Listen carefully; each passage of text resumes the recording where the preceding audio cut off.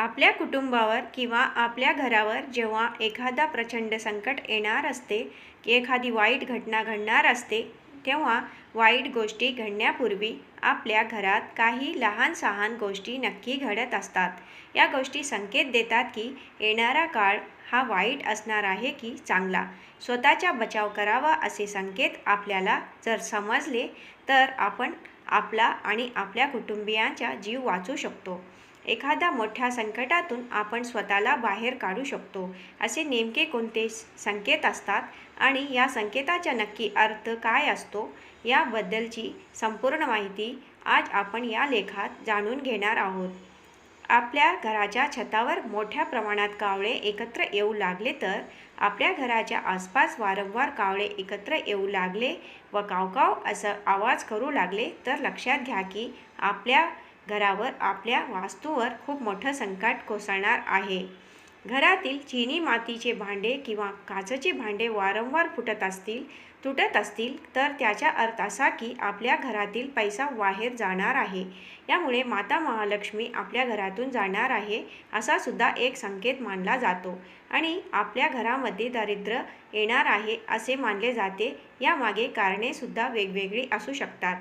प्रत्येक व्यक्तीच्या बाबतीत ही संकटे वेगवेगळी असू शकतात, परंतु आपल्या घरामध्ये गरिबी येण्याचे नेमके कारण कोणते आहे हे सुद्धा जाणून घेणे तितकेच गरजेचे आहे.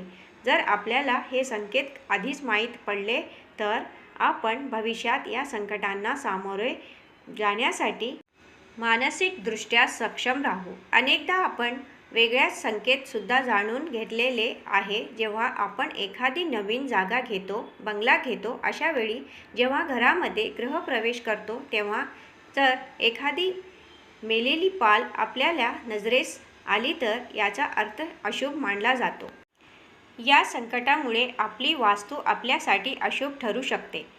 अशा वेळी आपल्या घरातील वास्तुदोष दूर करण्यासाठी आवश्यक ती पूजा व सत्यनारायणची पूजा, महापूजा आवश्यक घाला.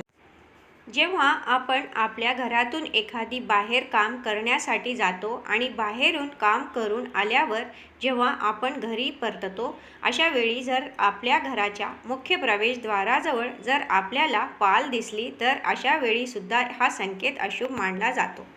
जेव्हा आपल्याला एखादे संकट येते तेव्हा आपल्या घरातील पुरुषांना व महिलांना काही संकेतसुद्धा प्राप्त होत असतात आणि अशा वेळी आपल्या घरातील सदस्यांचा डोळा फडकतो. महिलांच्या बाबतीत डावा डोळा फडफडत असेल तर हे शुभ मानले जाते, मात्र जर महिलांचा उजवा डोळा फडफडत असेल तर अशा वेळी अशुभ मानले जाते. जेव्हा आपण पुरुषांच्या बाबतीत म्हणतो तेव्हा पुरुषांचा उजवा डोळा फडफडत असेल तर अशुभ मानले जाते आणि डावा डोळा फडफडत असेल तर शुभ मानले जाते. यामुळे त्या पुरुषाला खूप साऱ्या संकटांना सामोरे जावे लागते. तसे जीवनामध्ये अनेक अडचणी उभ्या राहतात. आपल्या प्रत्येकाच्या घरामध्ये झाडू असतो आणि झाडूला माता महालक्ष्मीचं स्वरूप मानले गेलेले आहे. झाडूसुद्धा आपल्या घरातील अनेक गोष्टींचे संकेत देत असतात. जर आपल्या घरात एखादा लहान मुलगा हातामध्ये झाडू घेऊन झाडलोट करत असेल तर अशा वेळी आपल्या एखाद्या अप्रिय पाहुणा म्हणजे एखादी व्यक्ती आपल्याला आवडत नाही ती व्यक्ती आपल्या घरी येण्याची शक्यता असते, त्याबद्दलचा संकेत मानला जातो. हिंदू धर्मशास्त्र असे मानते की संध्याकाळी सूर्यास्तानंतर घरामध्ये झाडू मारू नये. जर आपण सूर्यास्तानंतर घरामध्ये झाडू मारले तर आपल्या घरामध्ये दुर्भाग्य येते, कारण की संध्याकाळची वेळ ही माता महालक्ष्मीची घरामध्ये येण्याची वेळ असते. अशा वेळी आपण झाडू मारला तर माता महालक्ष्मी आपल्यावर नाराज होऊन पुन्हा निघून जाते आणि त्या घरामध्ये माता महालक्ष्मी कधीच प्रवेश करत नाही. परिणामी आपल्या घरामध्ये दरिद्री प्रवेश करते, महालक्ष्मी प्रवेश करते. अन्यथा माता महालक्ष्मी आपल्या घरात प्रवेश करत नाही. तर तुम्ही सुद्धा ही काही महत्त्वाचे संकेत प्राप्त करत असाल तर सावध होऊन पुढील भविष्यात कार्य करा. यामुळे तुम्ही भविष्यात होणार नुकसान अवश्य टाळू शकता. या सगळ्या गोष्टीमुळे आपल्या जीवनात एकमागून एक गोष्ट वारंवार घडू लागतात. आपल्यापैकी अनेक जण झाडू उभा ठेवतात किंवा कुठेतरी दरवाजाच्या मागे लावून ठेवतात. असे करणे चुकीचे आहे.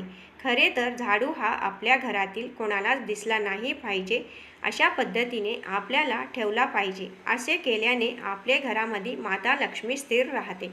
मित्रांनो, हा लेख तुम्हाला आवडला असेल तर नक्की लाईक करा आणि आपल्या मित्रांसोबत शेअर करायला विसरू नका. तसेच आपली प्रतिक्रिया कमेंट करून नक्की कळवा. धन्यवाद.